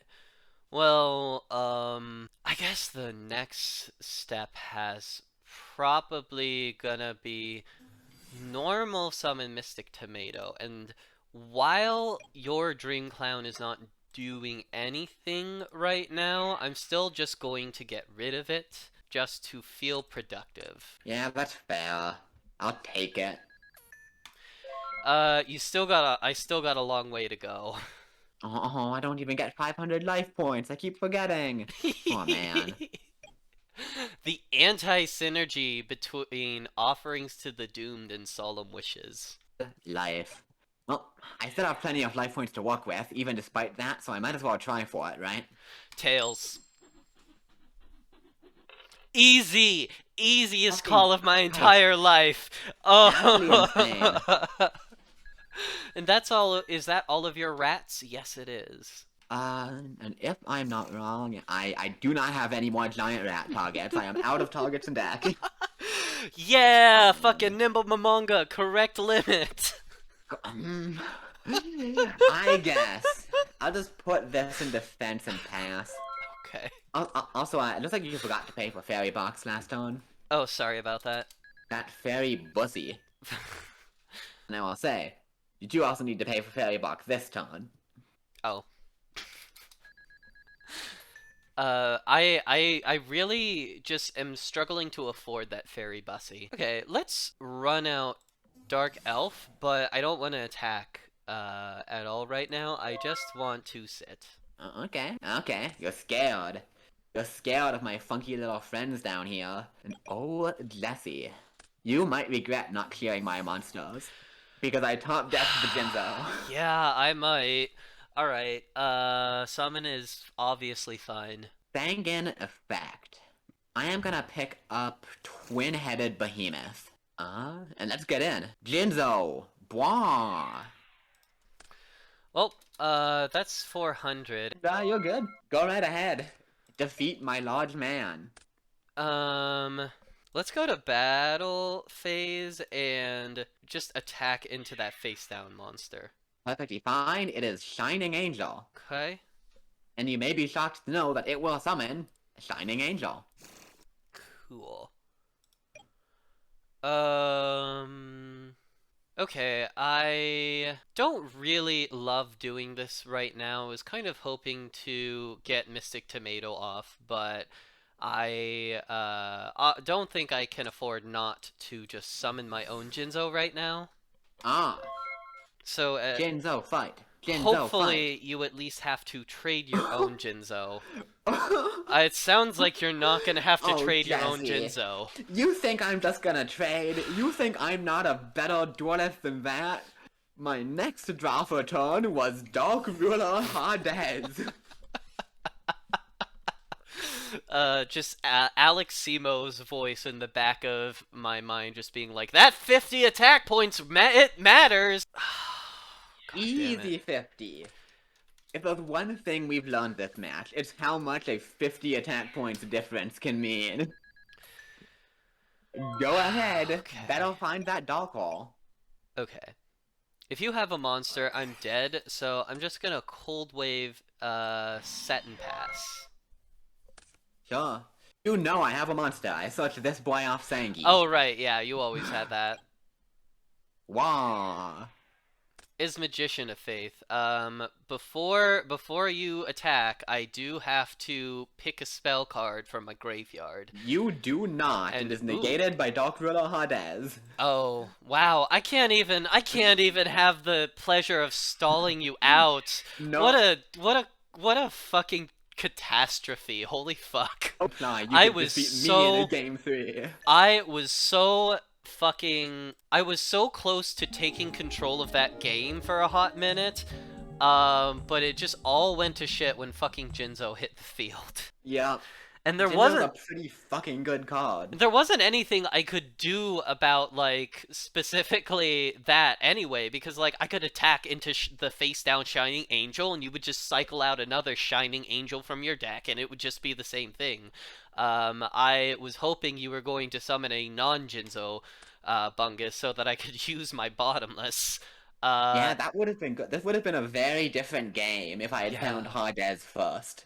God damn it, I might need to ban Jinzo because you just have all the Jinzo luck and I don't, despite me having the fucking Witch of the Black Forest. Well, congratulations on coming back from losing 2 episodes in a row with a crushing 3-0 victory. You will be starting off next episode by opening another 2 packs from today. Hell yeah, I will. I'm so happy I finally won some fucking games. Feels good. I am Honestly, happy. think I am genuinely really like happy the for deck I'm you. playing. I'm mad that you 3-0'd me, but I'm genuinely happy that you got an episode. Yeah. Like, I just felt like I have such a sick lineup of tribute monsters between the 2 Jinzos I had, now 1, and Hades, and then Tyrant Dragon I poured this time. This deck is so cool. I'm very happy. You just barely fucking eked out a victory with Stall. And honestly, looking back on how this day went, I think the strategy probably would have been to just double down on Stall and Oh, like just 100%. makes adjustments to that strategy. But at the time, my logic was, okay, if Sophie has some cards to deal with burn, then potentially I can make this just an aggro off, and I feel like I have a much better aggro card pool than Sophie does. That is not the case. I have a better pool of just good stuff cards. You never even talk about a fucking card that I never fucking in all the games we played and all the cards that we drew. I think we went through half of the deck every single time, and I never drew torrential fucking tributes. You got Torrential! I got Holy TT and it shit. didn't come up in any of these 3 fucking games I lost. Fucking insane. That was part of my thinking, is that I had this entire stable of just like these incredibly powerful field clears in the form of Torrential Tribute, Dark Hole, and Mirror Force. Yeah. And then I had these like powerful, just general beatstick monsters that are 4-star or less, like Zombira the Dark and Dark Elf. But whenever you put it in a limited format where there is less removal to just deal with monsters on a regular basis, the tribute summoners become such a fucking problem in a way that they literally never have in any other format. And they're pretty fucking crazy. But yeah, your deck was scary. Like, I didn't get anything as crazy as Torrential. You saw the double Tyrant. You saw, this fucking guy, who I actually got 2 copies of, but I was only playing 1, because I'm not that greedy. And then I also got a Magic Cylinder, which I did not get to use, and I pulled the other secret in that set as well, with the Gemini Elf. Oh, hell yeah. That's actually that's very cool. Gemini Elf is such a fucking cool card. I believe in them, whatever it is they're doing. Me too. I like them because they have big attack and also big titty. They do. I was humming the Drop 'em Out, Let Me See Them Titties song during pack opening. Let it be known, though, that I deserve to lose because clearly I wasn't mentally in it today. I never fucking took Imperial Order out of my deck one game. That literally 2 games in a row trying to cheat and still lose. That just goes to show you, kids, cheaters never win. That's true. That, like, puts me on the level of, like, every duelist on the Yu-Gi-Oh! TV show, where, like, every week it was just, like, Yami Yugi. What? Oh, they're cheating. They're just allowed to cheat. The head of this tournament has mind-reading powers and knows that they're cheating, but they're still just cheating. Yeah. Make your excuses, being anime accurate and all that. I know you're just absolutely terrified of the ingenuity, the mental might of a duelist powerful enough to main deck Hino Kagutsuchi. Sophie, I'm gonna be real. I was never scared of your card pool before today. Oh. That recruiter pass, pretty good. Set recruiter, go into just big assholes. I guess I am just gonna have to go back on stall next episode. I cannot believe I was so fucking close that game But like, one. stall is still far and away the best deck, right? Like, it's not close. It is, but you got the drop on me, and that was why I was like, huh, we should change up our strategy. And I think it's also just like a general emotional aversion to stall. Like, whenever I say out loud that stall is the best strategy in this format, I like throw up a little bit. And that's valid, but not playing stall didn't work out too well for you today, huh? It really, wow. I cannot believe I lost to Tyrant Dragon. The junior format special. I can't believe I lost to Tyrant Dragon in a non-junior format setting. So, real quick before we finish up here, I was looking ahead at the sets for next episode, which is going to be Pharaonic Guardian and Magician's Force. Okay. And we've been talking about how Stall is the best deck and how that's annoying, but if you want to win, you sort of need to be playing it. Guess what stuff is coming out in Pharaonic Guardian and Magician's Force? Is it fucking Ordeal of a Traveler time? It is Ordeal of a Traveler. It is every Pac-Man card, and you bet your ass it is Wave Motion Cannon at common. Oof, I think emotionally, I think I'm going to ban Wave Motion Cannon. We will see how things go next time, but I don't imagine it's gonna be very fun.